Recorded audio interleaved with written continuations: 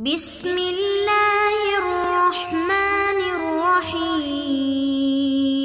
اعوذ باللہ من الشیطان الرجیم، بسم اللہ الرحمن الرحیم، صلی اللہ علی رسولہ الکریم۔ السلام علیکم ورحمۃ اللہ وبرکاتہ۔ طلاب کرام عزیز، کیسے ہیں؟ امید کرتے ہیں آپ خیر و عافیت سے ہوں گے۔ بدایت المعارف جزء ثالث کا سبق نمبر 20 شروع کر رہے ہیں، جس میں عنوان قرار دیا گیا کتاب کی عبارت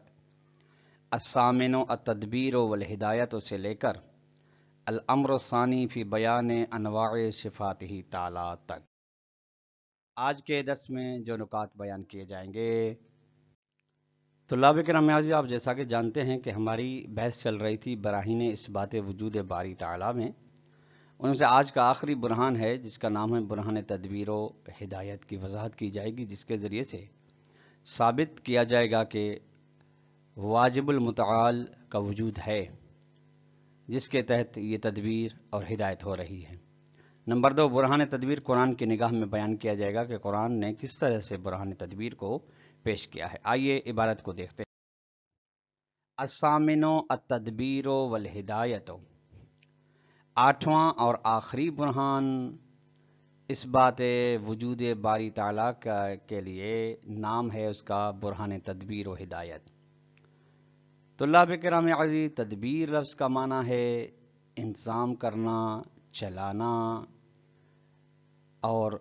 ہدایت کا معنی ہے صحیح راستے کی طرف گامزن کر دینا۔ وتقریب ہوں، اس برہان کی تبیین یہ ہے کہ وہ ان من تأمل فی النظام العالمی، ہر وہ شخص جو غور و فکر رکھتا ہے اس نظام عالمی میں، یعنی اس عالم، اس جہان تخلیق کے نظام میں جو غور و فکر رکھتا ہے تو یرا، وہ دیکھتا ہے، مضافن الی نظم و تناسب الموجود فیہ، یعنی اس نظم کے علاوہ اور تناسب کے علاوہ جو اس نظام عالمی میں موجود ہے، اس کے علاوہ یرا، دیکھتا ہے کہ انہ تحت تدبیر شاعر حکیم، کہ انہ یہ نظام عالمی یہ ایک شعور رکھنے والے کی تدبیر کے تحت ہے، یعنی ایک شعور رکھنے والا اس عالم کے نظام کو چلا رہا ہے جو کہ حکیم ہے، بحیث اس طرح کہ یہدی کل موجود الی وظائفہ، کہ وہ حکیم، وہ شعور رکھنے والا مدبر ہدایت کر رہا ہر موجود نظام عالمی کو اپنی ذمہ داریوں کی جانب بالہدایت تکوینیت والغریزیت، اس ہدایت کے ذریعے سے تکویناً اور غریزتاً فطرتاً ان کے اندر رکھ دی ہے۔ یہ ہدایت تکوینی و غریزی طلاب کرام عزیز، یہ ہدایت تشریعی کے مقابلے میں ہے جہاں پہ تخلف پذیری کا امکان پایا جاتا ہے، جبکہ اس ہدایت میں تخلف پذیری کا امکان نہیں پایا جاتا، بس کن فیکون کے ذریعے سے یہ ہدایت ہوتی رہتی ہے۔ بس اس ہدایت تکوینیہ اور غریزیہ کے ذریعے سے خداوند متعال ہر موجود کو اپنی ذمہ داری کی جانب مقرر کیا ہوا ہے، چلایا ہوا ہے۔ اب یہ مثالیں دیتے ہیں، فالنحل والنمل وغیرہ من الحیوانات البریۃ والبحریۃ، نحل ہے شہد، عسل، نمل چیونٹی وغیرہ، ان دونوں کے علاوہ دوسرے جو کہ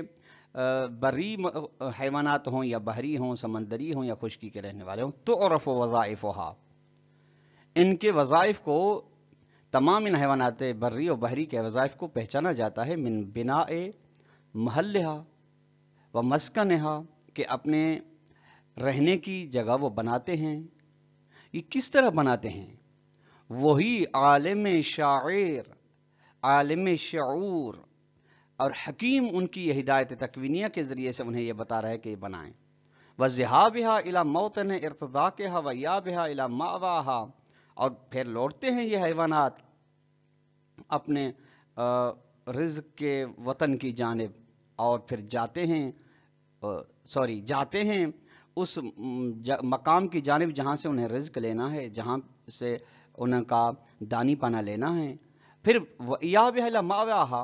پھر اپنی رہائش گاہ اور اپنے مسکن کی جانب لوٹ کر بھی آتے ہیں۔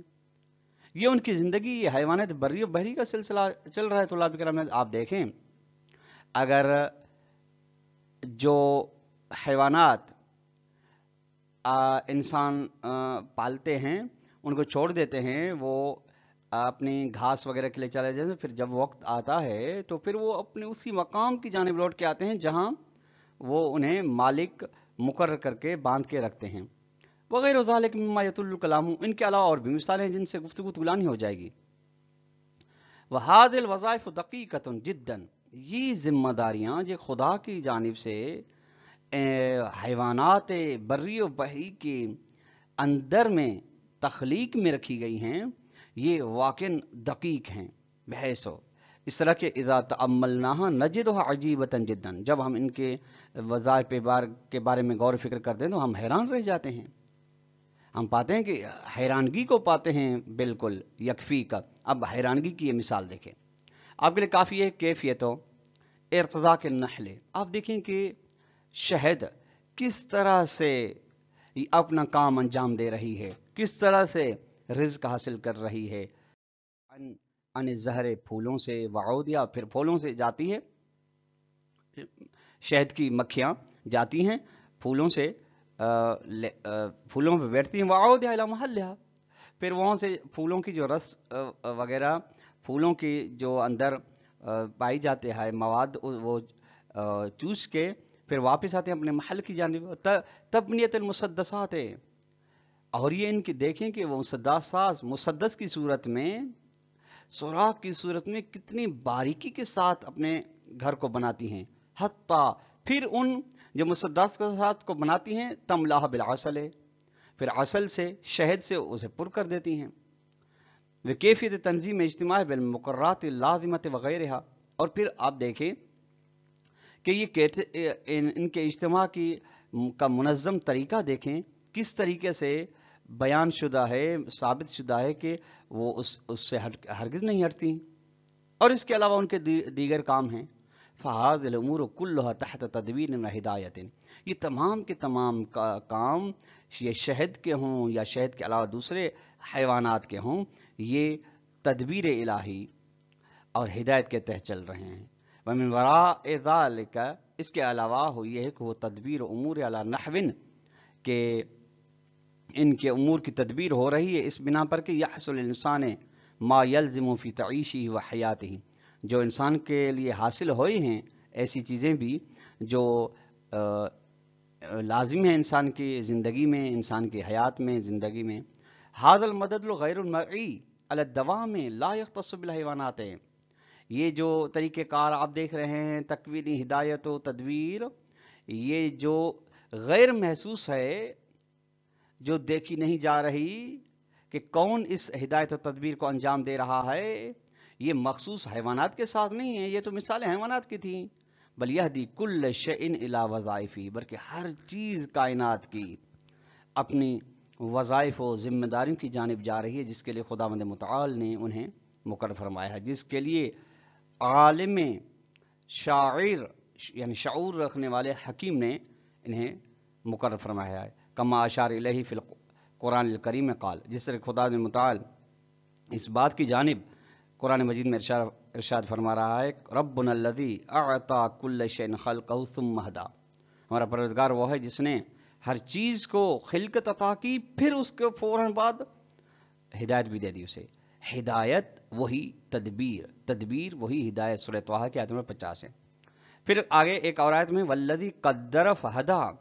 اور وہ ذات، وہ خدا جس نے مقرر فرمایا پھر ہدایت کر دی۔ یہ ہدایت تکوینی ہے طلاب کرام عزیز، جس کے بارے میں ہماری بحث چل رہی ہے، سورہ اعلیٰ کی آیت نمبر 3۔ ثم استوى علی العرش یدبر الامر، اس کے بعد یعنی تخلیق کا نام، خداوند متعال اپنے عرش کی کرسی پہ بیٹھ گیا، یعنی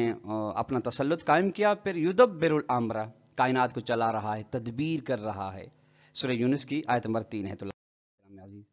وَهَكَذَا الْفِعْلُ وَالْإِنْفَعَالُ الْحَاصِلُ فِي بَدَنِ الْإِنسَانِ يَهْتَدِي بِهَذِهِ الْهِدَایَةِ، اسی طریقے سے یہ انسان کے اندر،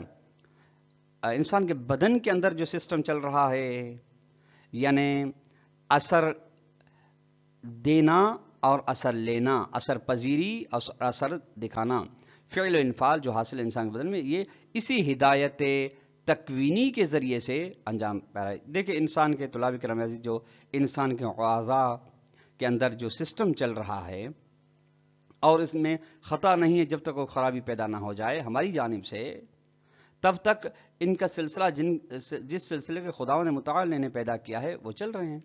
وعلیک بتأمل حول الدفاع البدن نحو الجراثیم والمیکروبات الخارجیۃ المہاجمۃ التي ارادت تخریب البدن۔ آپ کے لیے غور فکر کرنا ضروری ہے بدن کے دفاع کے بارے میں۔